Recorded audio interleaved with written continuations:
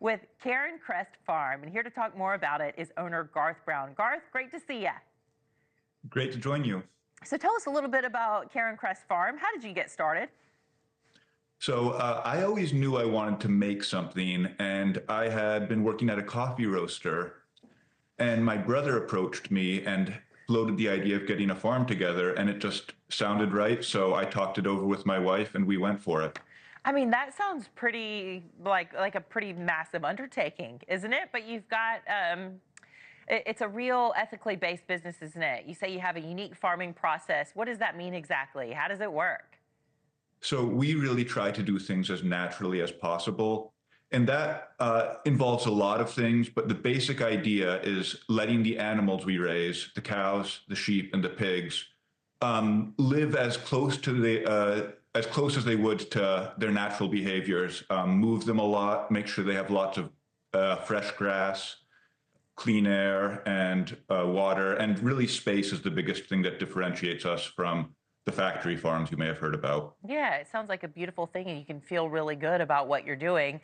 I have to say, though, I know sometimes when I start talking about that with my friends, some of them will go, well, that just sounds expensive to me. Why is it worth the extra cash that people may have to spend in order to have their meat sourced the way that you're producing it?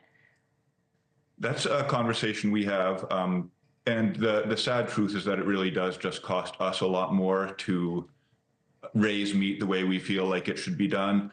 So there's environmental reasons. The biggest one for me personally is the welfare of the animals. I'm very passionate about making sure that these animals we're going to be using for food have a really high quality life.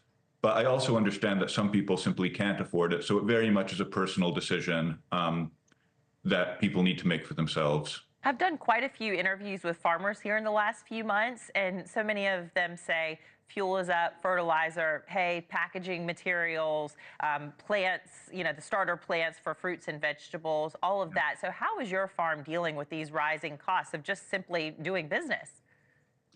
So it really is a challenge for us, like it is for everyone else. And we're in I guess, a nice position in that we're very small. So we don't have any full-time employees other than the four of us who own it. So honestly, one of the big ways is we just do more ourselves.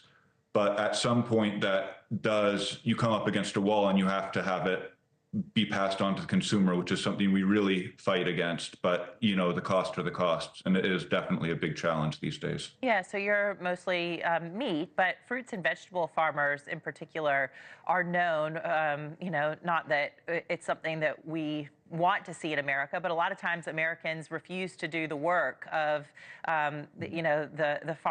this type of farming. So labor comes from illegal immigrants.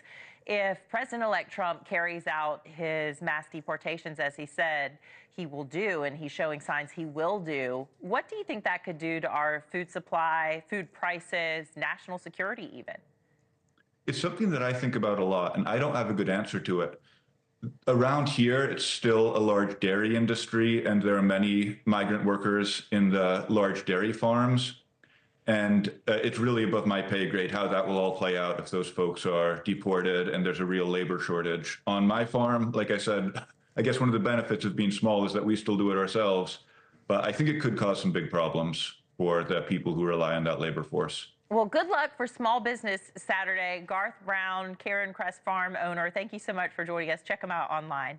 Thanks again. Thanks for having me.